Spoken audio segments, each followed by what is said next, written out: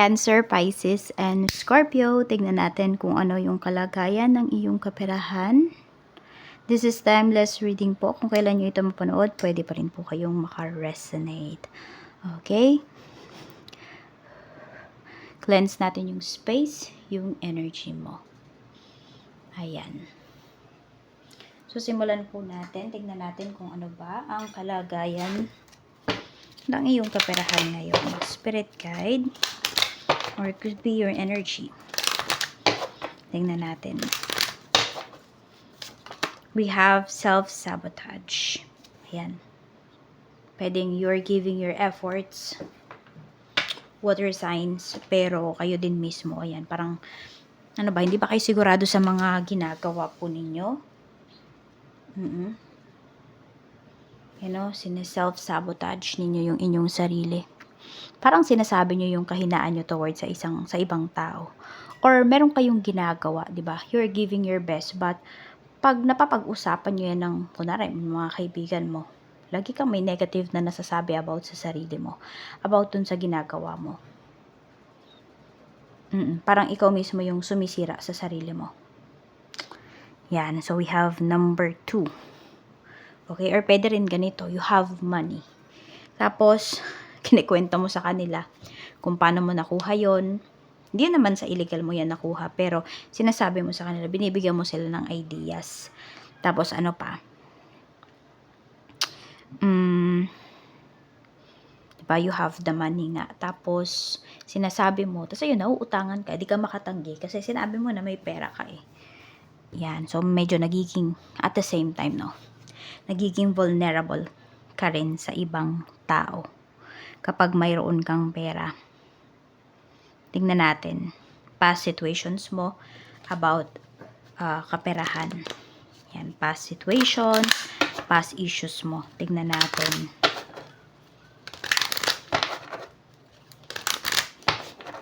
Cancer, Pisces, and Scorpio. We have sexual arts. Okay, ayan. So, pwedeng yung mga kilos nyo ba before ay parang sobrang very bold yung inyong mga pagkilos. Okay. So, pwede po na yung iba sa inyo, ayan, pwedeng nagtatrabaho kayo sa bar, ganyan. Pero wala kayong ginagawa na something, ha? Okay.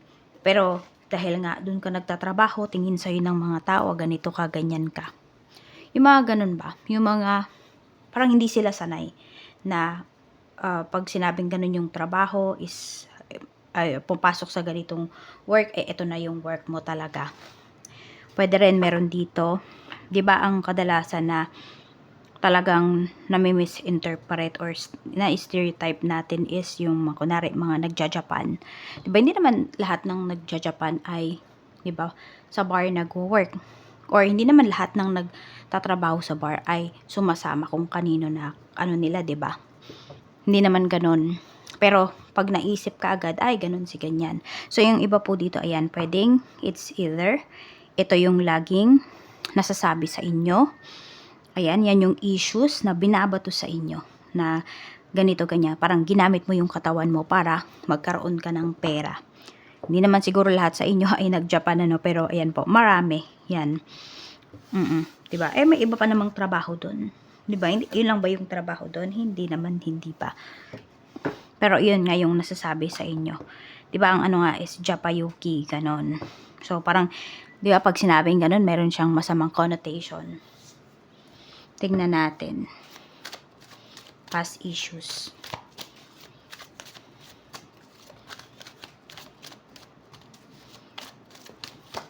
We have 9 of Pentacles. Ayun nga, ito yung binabato talaga sa'yo.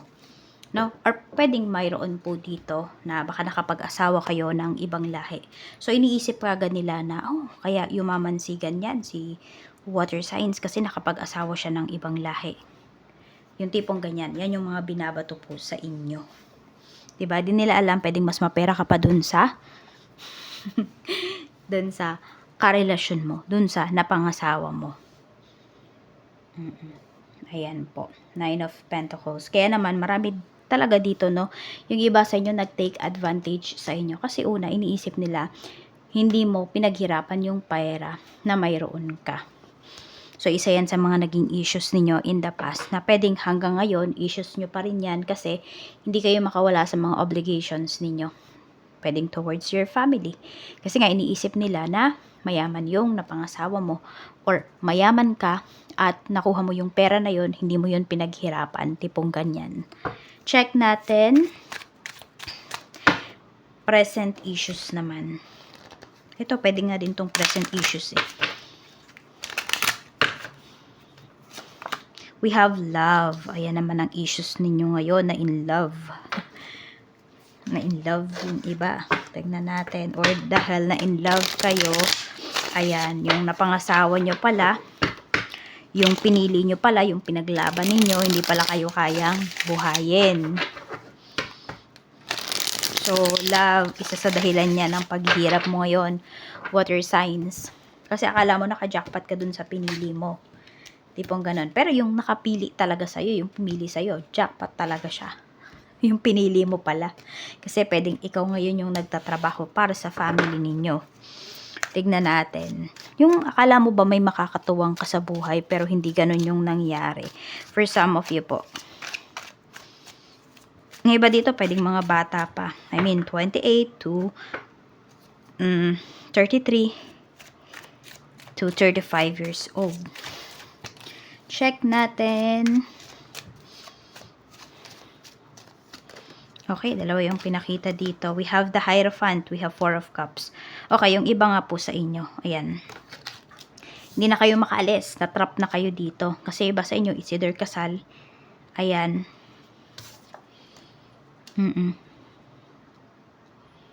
Meron din ako nakikita dito. Is, pwedeng nag-iba pa kayo ng religion. Dahil gusto nyo nga yung taong to. Ayan po. Tapos, ayun, parang feeling trap ka ngayon eh. Siguro, yung iba po sa inyo is, sanay kayo na nagtatrabaho, pero nung nakilala niyo yung taong to, pwedeng hindi naman na kayo niya pinagtrabaho. Pero, pwedeng hindi rin naman niya nabibigay yung talagang, you know, yung talagang pangangailangan po ninyo. So, ayan, medyo naghihirap po yung iba sa inyo. Na walang pag-usad kasi sa pamumuhay. So, yung iba, pwedeng 28 years na kayo together, 4 years, may 5 years dito, pero wala pong pagkilos. Walang pagkalaw dun sa pamumuhay po ninyo. Parang kung nung nagsama kayo, ganun pa rin. Tignan natin home situation pagdating sa kaperahan. Home situation po pagdating sa kaperahan. We have 8 of Cups. Meron tayo ditong Queen of Cups. Okay, may isang tao dito. Ayan, di ko alam kung nanay mo to.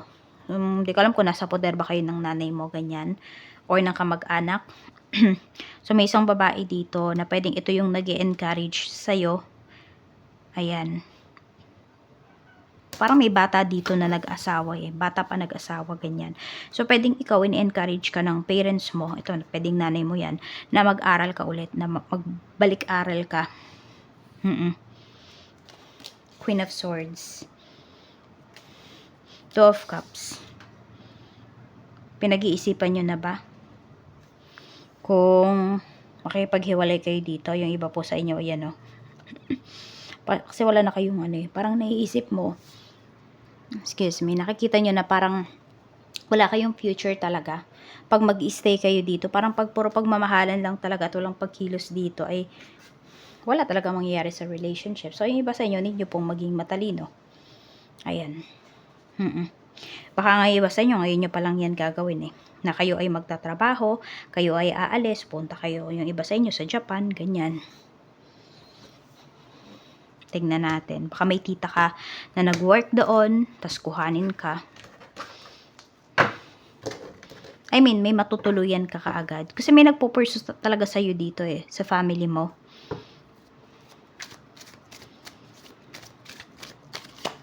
We have Knight of Cups. Actually, yung iba po sa inyo, hindi man siguro kayo, sabi natin, hindi man siguro kayo dumadaing sa family ninyo, pero natutulungan po talaga kayo.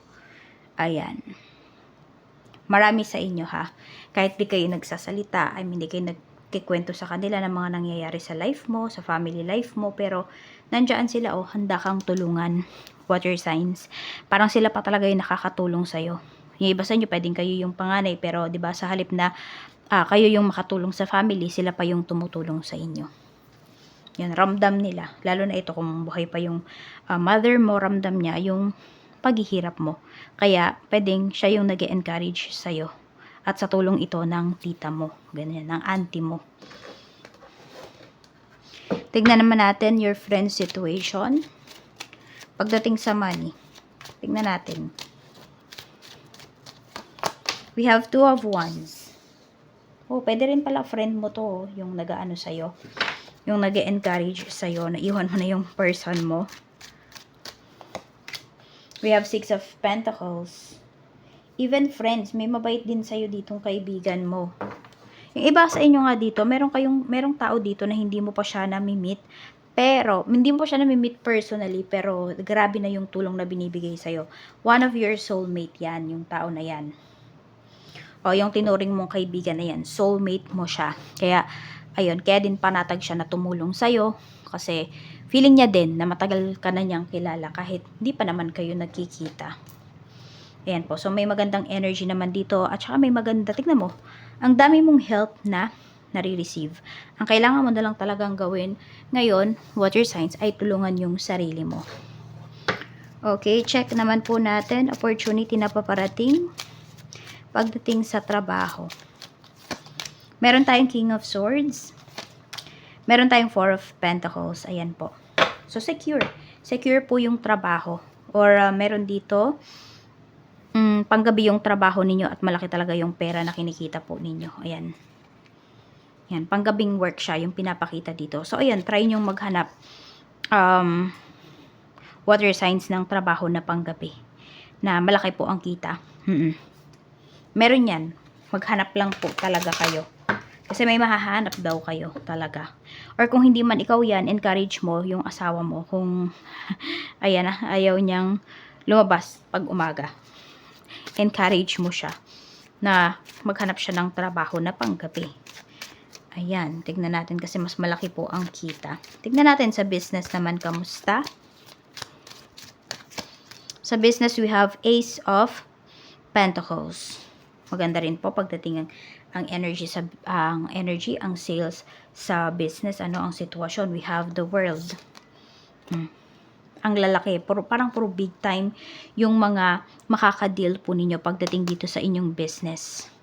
Or pwedeng ito is preparation po ninyo sa sa mga holidays na paparating. Yung iba sa inyo, na po kayo? Ready na yung karamihan po sa inyo. Pero sabi ko nga, this is timeless naman. Yung iba sa inyo, pwedeng ibang buwan, taon nyo itong mapanood. Pero ayan, kung ano man itong mga pinaghahandaan po ninyo pagdating sa inyong business, okay na okay siya. Kasi meron talaga kayong ibubuga. Okay? Meron talaga kayong mapangpupuhunan. Tingnan natin. Tas ito din, pwedeng may mga international kayo dito. International clients, international transactions na pinapakita. Taong pwedeng makatulong sa'yo. Tingnan natin.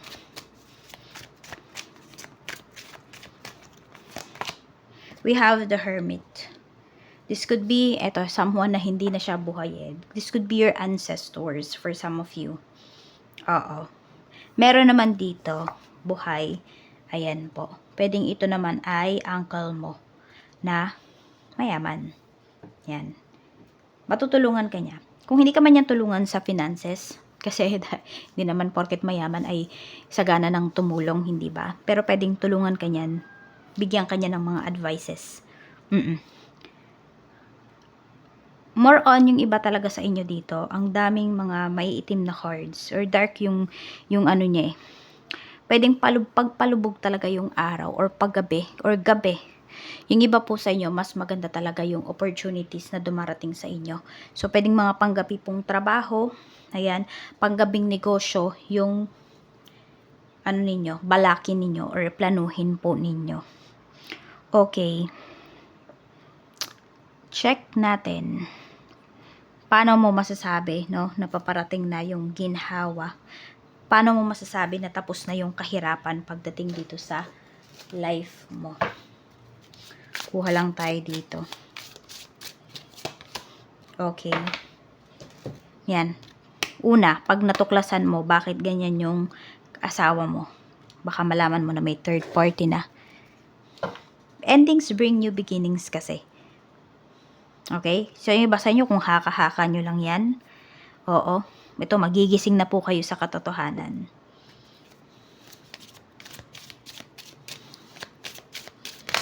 Tingnan natin. Okay, so ang makikita nyo dito is, ayan, mga, parang, it's either may magre-regalo sa inyo na mga printed na parang mga animal shirt, mga ganyan, or sandals nga, yung iba po sa inyo.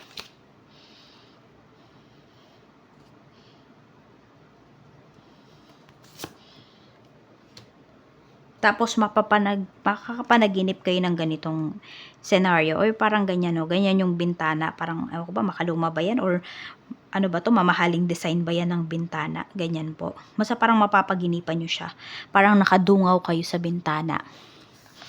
Signs din po yan, ano, na matutupad na magiging magiging reality na yung mga dreams po ninyo. Ayan, red dress din. Red dress. Pag nakakita kayo niyan. Okay, so parang ganito, kung saan man kayo pumunta, makakita kayo ng tao, ha, isang tao lang to, na suot niya red dress, tapos yung or red dress, o kaya naman red shoes, ganyan, or sandals. Yung top niya, pwedeng animal print, yung mga ganun. Basta magkaano yung mga ano na yan, mga makikita mo ng mga signs na yan. At isa pang nakikita ko dito, okay, apoy, ayan. Or sabihin natin, makakita ka na bahay, yan. Basta parang ano lang, out of nowhere, bahay na walang kuryente. Ano yung ginagamit nila? Kandila. So, di ba parang apoy yung ano nun? Yung kulay ba, di ba? Parang apoy, orange. Ayan po. Tapos laging may dumidikit sa'yo eh. Mag-ingat ka lang dito ha, kasi may mga dumidikit sa'yo dito.